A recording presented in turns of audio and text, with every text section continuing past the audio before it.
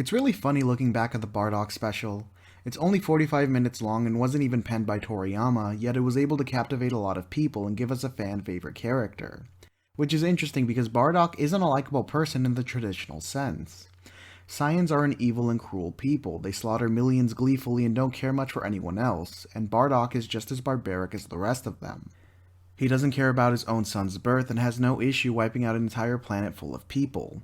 Yet despite all of this, we still end up liking him by the end. Why is that? Well, he's an awful person, sure, but he's also incredibly admirable, and this is why I think his story resonated with so many. It didn't ask us to sympathize with Bardock and the Saiyans, but to respect them as warriors, which it was able to do incredibly well. It can't be understated just how effectively the special is able to make us admire Bardock, really in just one scene. That scene, of course, being when he wipes the blood off of Toma's face and wears the bloody rag like a bandana. We haven't really gotten to know Bardock's crew, however him accepting their plea to be avenged and embracing it by carrying it with him still leaves a hell of an impact.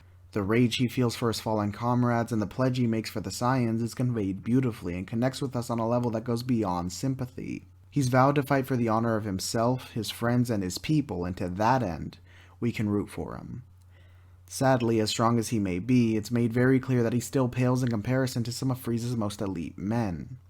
Even so, though, he won't quit. This is another admirable aspect about Bardock's character, his unwavering determination. Despite knowing of Frieza's plan and the end result of it, he returns to planet Vegeta anyways to fight back. And even when his fellow Saiyans mock him and call him crazy, he still goes out to face Frieza. Still injured and now all alone, he doesn't run away, he doesn't cower, and he doesn't hesitate. He heads straight for the monster and gives it everything he's got. Unfortunately for him, however, his future is sealed. The mighty Saiyan may put up a valiant effort against Frieza's underlings, especially considering the state he was in, but against the tyrant himself, he's completely powerless. His final stand to change the future means nothing, and in the end, he dies along with his planet. Yet, even as he perishes, he was still able to smile. Despite his failure and the destruction of his people, he was able to remain content as long as he knew that one day, a Saiyan would bring Frieza down.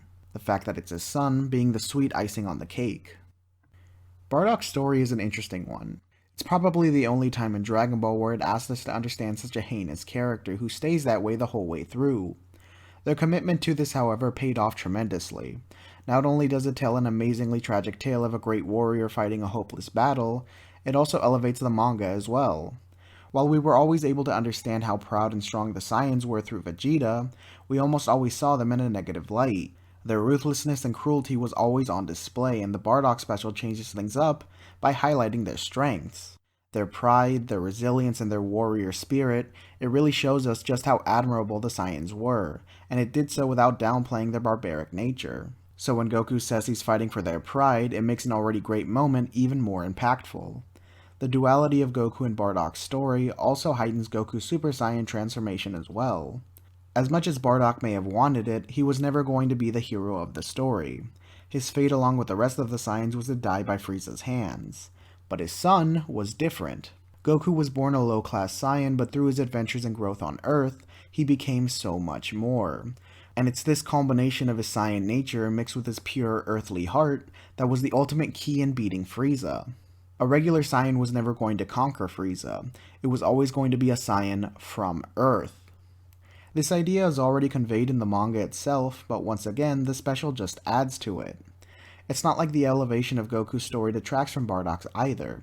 They contribute to one another. While Goku grew to defy what was expected of him, Bardock wasn't able to change his own fate, making his story all the more tragic. It really is a testament to just how great the special is that it was able to tell such a good story on its own, while still contributing to the original manga. Considering all of this, it's not hard to see why it left such an impact on a lot of people, despite its short length and the lack of Toriyama's involvement. It's an excellently crafted story that deserves all the love and recognition it gets, even if that recognition has completely changed Bardock into something almost completely unrecognizable. Nevertheless, the original story still stands as one of Dragon Ball's best. As always, I hope you enjoyed the video and thanks for watching.